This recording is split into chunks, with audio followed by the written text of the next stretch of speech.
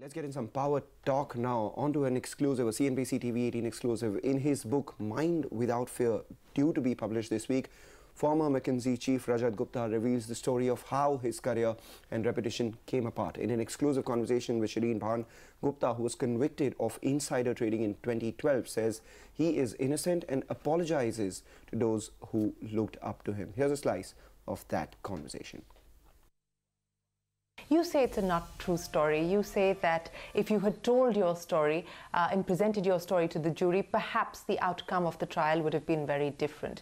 You talk about how what the prosecution had against you was largely circumstantial evidence.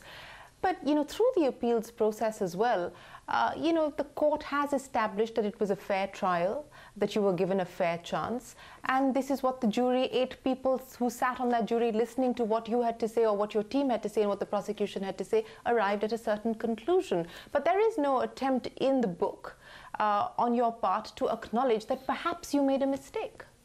No, I acknowledge a number of mistakes in there. But only the poor choice of business partners. No, not only that, whether I should have said something in terms of saying that it was a board discussion, etc. But the fact that I know I'm not an inside trader, okay? I know I did not benefit. There are 3 essential things in an insider trading. One is you should have passed inside information. You should have passed it with criminal intent. And you should have a quid pro quo and a real benefit out of that. They were not able to establish many of those things. Only the first part, they were saying circumstantial, here's circumstantial evidence why we think he must have communicated something. There was no benefit, they acknowledged that.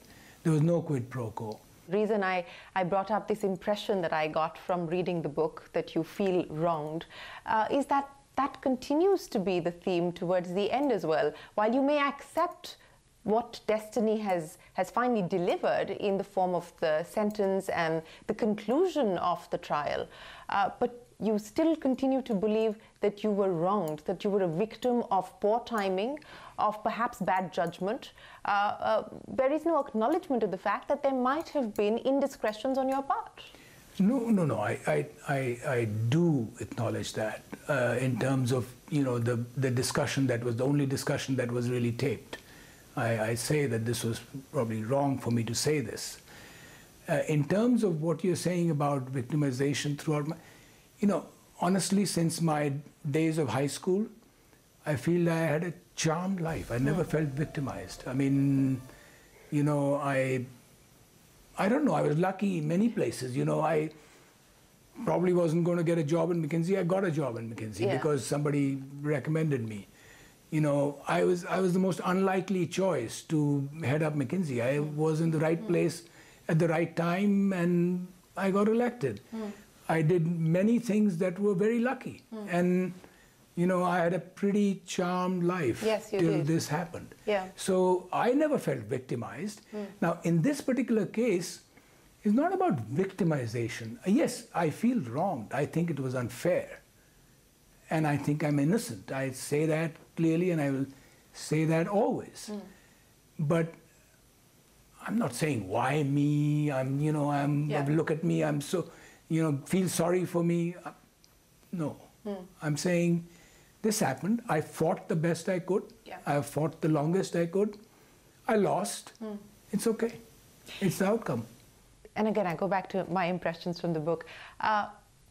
It also seems to be your way of holding people to account. People who stood by you and people who you believe stabbed you in the back or didn't stand by you. I mean, I think that the reference is to Lloyd Blankfein, for instance, very clear that you believe that he didn't do what he ought to have done for you.